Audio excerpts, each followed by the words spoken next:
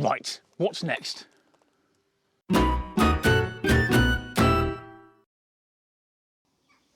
Okay, today the £100 Nissan Micra needs a bit more attention.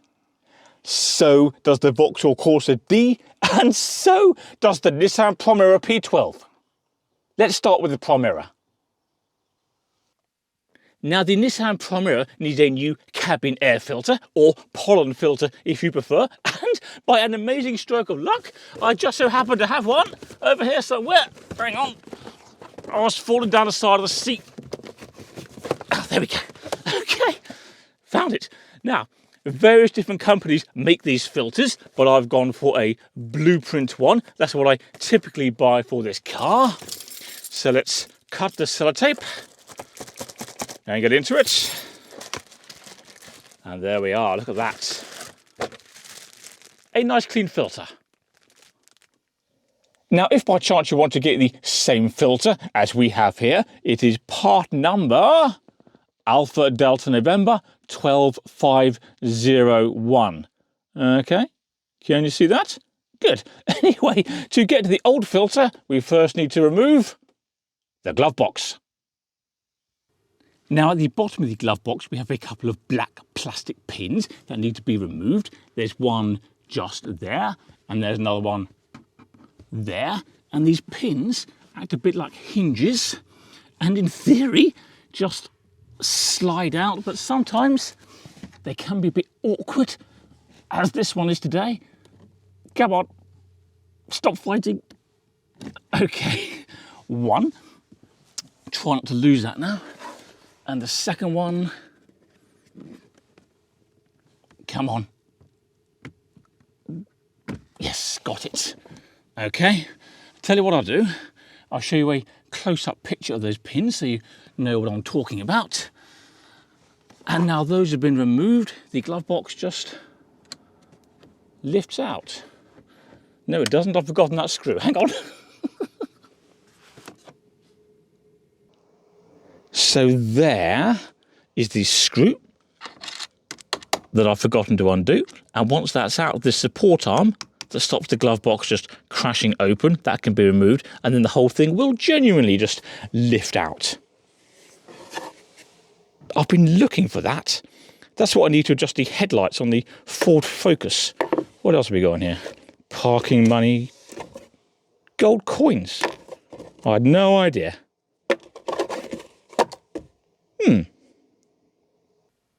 Now, I'm not today making a detailed how-to video that explains every step of this job, because I've already done that a couple of years ago. I'm just doing this job today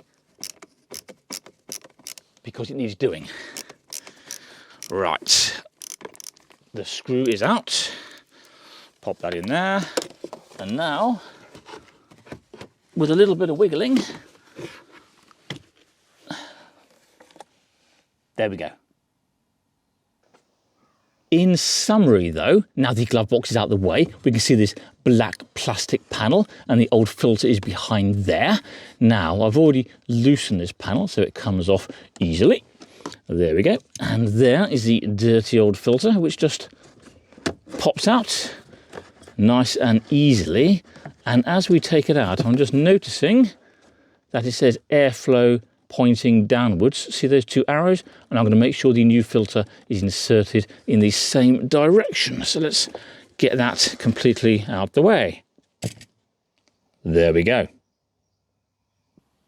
Now, the reason I'm changing this filter is because it's so clogged up that I've been getting bad airflow through the car's internal vents, and that lack of airflow, of course, has meant that it's been difficult to de-steam the windows. So what I did as a temporary fix was take the old filter out and give it a hoover, and that did help quite a bit, but nonetheless it still needs a new one. That will be a lot better.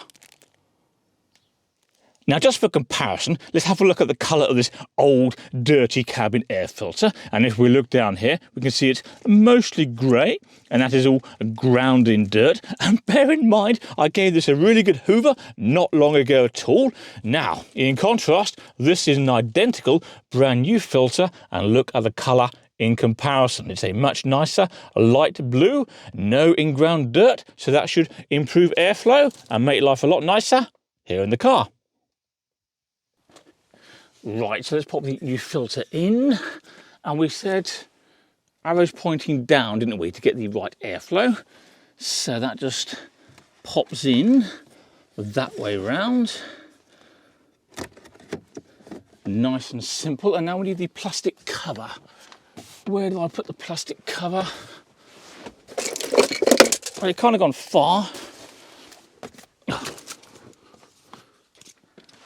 Now, sometimes this cover is a little bit of a faff to get on, but hopefully today it will cooperate. Oh yeah, okay, good.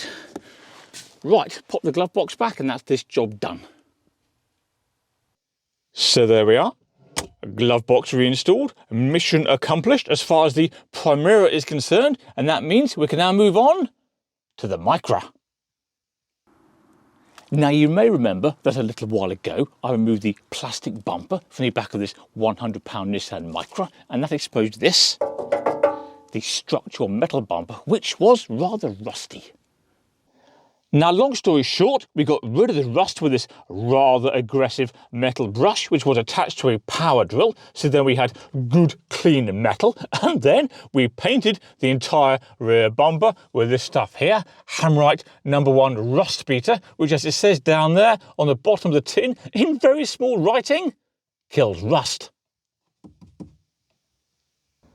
Now, to be fair to the Hamrite, it does say to apply 2 coats, and this bumper has only had 1 so far, but nonetheless, I am disappointed to see rust starting to come back through quite so quickly, because it's been no time at all, really. So look, there are various little bits here, and another one there, and really, quite a few other little blobs as well. There's one. So what we'll do today is attack the rust again with the metal, what's it called? The metal brush. That's it, the metal brush on the drill. Then we'll give the whole bumper a second coat of Hamrite, wait a few days, maybe even give it a 3rd coat, and then we'll see how it goes. And if the rust comes back then, we'll have to think again.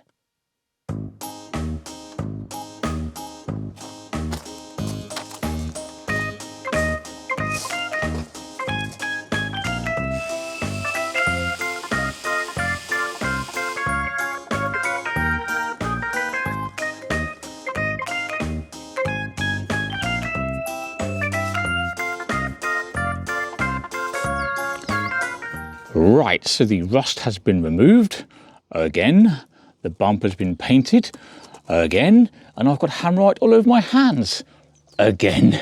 Anyway, time to move on to the Vauxhall Corsa again. Now this should be a 2-minute job. I just want to find out if the battery in this car is fighting fit or about to expire.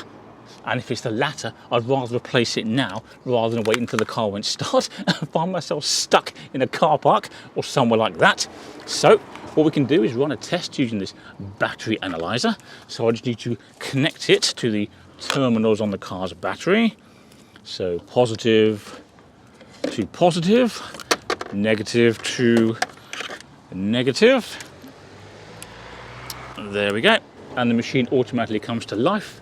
Now I've got to press a few buttons because it's going to ask me a few questions. So, question 1. Is the battery in the vehicle or out of the vehicle? In? Yeah. In.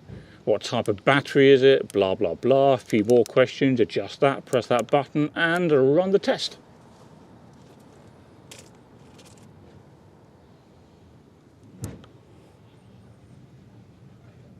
Oh dear.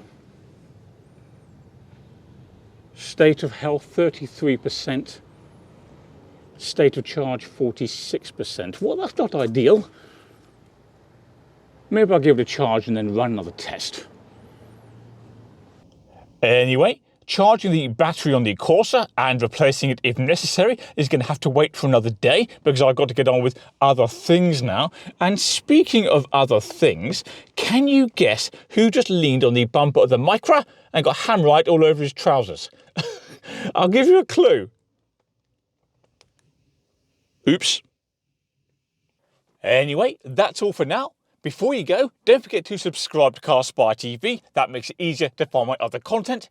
Can you also please do me a favour and click like on this video, and I'll see you next time. Farewell!